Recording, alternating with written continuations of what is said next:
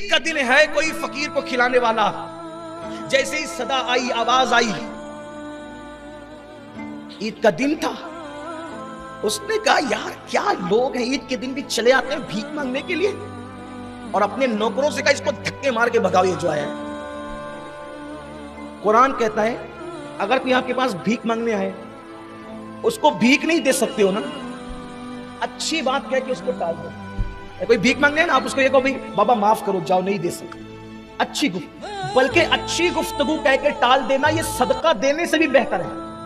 आपने उसको इज्जत से रुक सकते हैं ना, माफ कर दो बाबा, नहीं दे सकते, आप हमारे पास नहीं है, माजरत चाहते हैं, अच्छे अल्फाज कहो, सदका देने से बेहतर। और आपने सदका दे के उसका दिल दुखाया तो आपका सदका देना कोई काम नहीं, अच्छे अल्फाज से टाल। कुछ लोगों को देखते कहते अरे इतना हट्टा कट्टा है, भीख मांग रहा है, कमाता नहीं, चल भाग यहां से।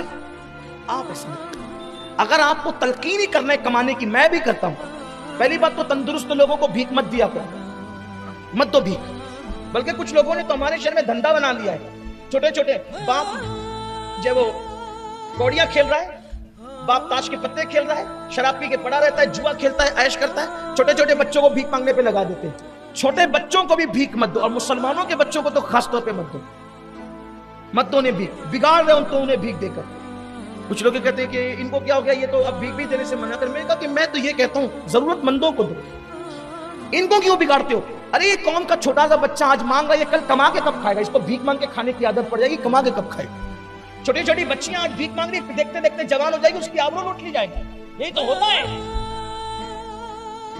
ये सिस्टम खत्म करो शहर से। और वो रिकामे जो वो ऐश करते हैं बच्चों के भीख पर, उनको कैसे किरदार तक पहुंचाओ, लेकिन आपका उसलूब अच्छा हो, तरीका अच्छा।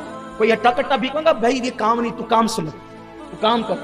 बल्कि आप अगर कर सकते हो तो भी करेंगे, तू क्या हुनर जानता है मुझे बता, मैं तुझे करके देता। उसको काम दाम करके दो, कुछ दिला के दो, ठेला लगा के दो, जो भी आप कर सकते हो करके दो। गुफ्तगू अच्छी करो, दिल मत तोड़ो उसका, मांगने वाले का भी दिल मत तोड़ो, अच्छे से बोलो, अच्छे से रुखसत करो।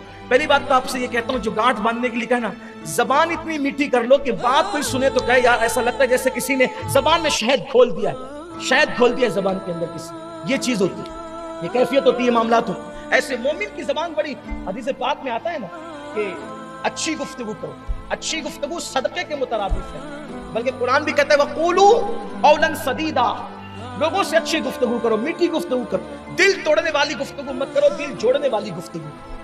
तो उसने कहा इसको धक्के दे के निकालो बाहर, धक्के दे के निकालो। और उसको धक्का जी, अब नौकरों को तो हुक्म था, नौकर ने जो धक्का दिया वो गिर पड़ा। जब वो गिर पड़ा तो उसने गिरते गिरते कहा मौला इसको अपनी दौलत पर बड़ा घमंड है, गुरूर है इसको अपनी दौलत पर, छीन ले इससे और मुझे दे। क्या कहा? छीन ले इससे और मुझे दे। बदुआ दी उसने, मजलूम था वो तो चला गया, खुदा जाने फिर कहां गया। दिन गुजरते गए, इसका धंधा ठप होता गया, रिवर्स गियर लगा इसको। आप अपनी जबान में कहते हो ना रिवर्स गियर, रिवर्स गियर। अगर आपको भी कभी कारोबार के मामले में, इज्जत के मामले में, तरक्की के मामले में कभी रिवर्स गियर लगे, यानी उल्टी गिनती आपकी शुरू हो, तो कभी बैठ के सोचना कि किसी का दिल तो नहीं दुखाया। मैं लिख कर देता हूं गारंटी के साथ, जब तक आप किसी अहले दिल का दिल नहीं दुखाओगे तब तक आपकी उल्टी गिनती शुरू नहीं होगी। इज्जत के मामले में, वकार के मामले में, शान के मामले में, दौलत के मामले में आपने कहीं ना कहीं चुकी की है, गलती की है। अल्लाह के गुनाह करोगे, अल्लाह बड़ा करीम है, उसको कोई फर्क नहीं पड़ता, वो समझ है, वो माफ करता है, नजरअंदाज करता है। लेकिन बंदों का दिल दुखाते हो तो फौरन पकड़ होती है, गिरफ्त होती है। इसलिए दिल दुखाने से परहेज करो। मुझसे एक मर्तबा इंटरव्यू में किसी ने पूछा था, एक जुमले में बताएं कि वली किसे कहते हैं। मुझसे किसी ने पूछा था, एक जुमले में बताएं कि वली किसे कहते हैं। मैंने एक जुमले में जवाब दिया था, जो अपने दिल को साफ करता है, जो अपना दिल संवार ले और दूसरों का दिल संभाल ले, वो वली बन जाता है। जो खुद का दिल संभाल ले और दूसरों का दिल संभाल ले, वो वली बन जाए। बस दिलों का मामला है विलायत। विलायत का ताल्लुक दिलों का है। जब तुम अपना दिल संभाल कर दूसरों का दिल संभाल लेते हो तो फिर तुम्हारे दिल का कनेक्शन खुदा से जुड़ जाता है, और खुदा से जुड़ने ही को विलायत कहते हैं। वरना तहज्जुद भी वली नहीं बनाती, मुसल्ले पर खड़े रहना भी वली नहीं बनाता, तस्बीहां जपना भी वली नहीं बनाती, हकों की सदाएं भी वली नहीं बनाती, इल्लल्लाह के नगमे भी वली नहीं बनाते। उस वक्त तक जब तक के दिल ना संभल जाए और लोगों का दिल ना संभालो। हज़रत आरिफ रूमी, मौलाना रूम कहते हैं कि अल्लाह के तरफ का रास्ता, अल्लाह की राह का, अल्लाह के घर की तरफ, वो तो घर और ज़बान मकान से पाक है, लेकिन उसकी तरफ, खुदा की तरफ जो रास्ता जाता है वो बंदों के दिल से होकर के जाता है। जो बंदों का दिल नहीं संभाल सकता वो कभी अल्लाह तक नहीं पहुंच सकता। बंदों का दिल खुश करो, अल्लाह तक पहुंच जाओगे।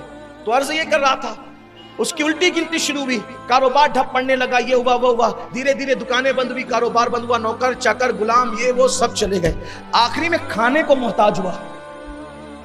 जिसके घर से अपने मालेगांव के मुहावरे में कह सकते हैं कि सोने का धुआं निकलता था, अब उसके घर में खाने को परेशानी है।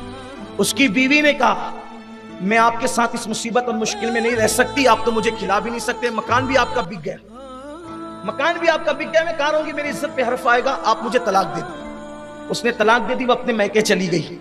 ये चंद ही महीनों में पूरा खेल हो गया एक बद्दुआ के। कभी कभी बद्दुआ का असर बरसों बाद होता है, लेकिन होता जरूर। बद्दुआ कभी नहीं छोड़ेगी, जैसे बद्दुआ पीछे लगी रहती है आदमी। एक शख्स बीमार पड़ा, बहुत तावीज किया, बहुत दबाबा किया, बहुत डॉक्टर वगैरह किया। वो उसने मुझसे, मेरे कुछ अहबाब हमारे हाफिज मकसूद साहब से कहलवाया कि जरा सैयद साहब को कहो कि इस्तिखारा कर दें। तो मैंने उन्हीं के सामने इस्तिखारा किया। तो मैंने पूछा तो पता चला न इसको कोई बीमारी है, न सहर है, न जादू है, न नजर बद है, इसने किसी गरीब को मारा था, उसी की बद्दुआ से इसको बीमारी है। देखिए, मैंने उनको बताया भी, उन्होंने देखा भी, हाफिज साहब ने अपनी आंख से देखा। ये हालात, मैं आपको डराने के लिए नहीं कर रहा हूँ, ये हकायक है। चंद महीनों के अंदर उसका मकान बिका, नौकर चाकर गुलाम ये वो सब तबाह बर्बाद, बीवी भी खूबसूरत गई। अब ये बंदा मांगने लगा भीख। समझिए, ये जो सेठ साहब थे वो भीख मांगने लग गए अब। और जब भीख मांगने लगे, क्या हुआ पता है? फिर ईद आई। वो ईद आई, उसी दरवाजे पर एक फकीर आया और कहता है, आज ईद का दिन है, कोई कुछ खिला सकता है? उसी मकान में, जो मकान कल तक किसी और का था, आज किसी और का, उसी मकान में दोनों मियां बीवी बैठकर दस्तरखान सजा रहे थे खाना खाने के लिए ईद के दिन। जैसे आवाज आई, है कोई फकीर को खिलाने वाला? उस मकान के मालिक ने कहा, बीबी उठो और पहले उसको खिलाओ, बाद में हम खाएंगे।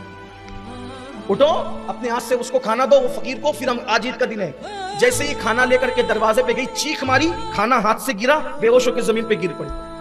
पता नहीं उस भिखारी के चेहरे में क्या था कि ये मालिक के मकान की बीवी बेहोश होकर गिर पड़ी।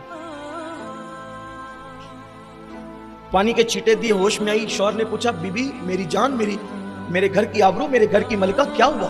क्यों परेशान हो गई, क्यों बेहोश हो गई, तकलीफ क्या है तुम्हें? उस फकीर के चेहरे में क्या देखा? वो जो फकीर था ना भीख मांगने के लिए, ये मकान उसी का था पिछले साल ईद के दिन, और उस वक्त में उसके निकाह में थी, वो मेरा शौहर था। पिछले साल ईद की बात है, मकान ये उसी का था, वो मेरा शौहर था, बहुत मालदार था, बहुत अल्लाह ने दौलत से नवाजा था। पिछले साल ईद पर इसी वक्त हम खाना खाने बैठे थे, एक फकीर आया था भीख मांगने के लिए, और वो भीख मांगा तो इसने कहा धक्के दे के निकाल दो। जैसे ही नौकरों ने धक्का दिया, वो गिर गया। गिरते गिरते उसने कहा, अल्लाह इसने मुझ पे जुल्म किया है, इसकी दौलत छीन कर मुझे दे। फिर पता नहीं वो फकीर कहां चला गया। उसने कहा कि तुम्हें बता दूं, वो फकीर मैं ही था। उस दिन के बाद से अल्लाह ने मुझे तरक्की दी, और आज अल्लाह ने मुझे इस मकाम पर पहुंचाया। तो देखो, बद्दुआ यहां तक पहुंचाती। इसलिए अगर तरक्की और खुशियां चाहते हो, दुआ लो, घमंड छोड़ दो, तकब्बुर छोड़ दो। ताकत दी अल्लाह ने, कुव्वत दी, दौलत दी, इज्जत दी, शोहरत दी, इंसान बन के रहो, इंसान।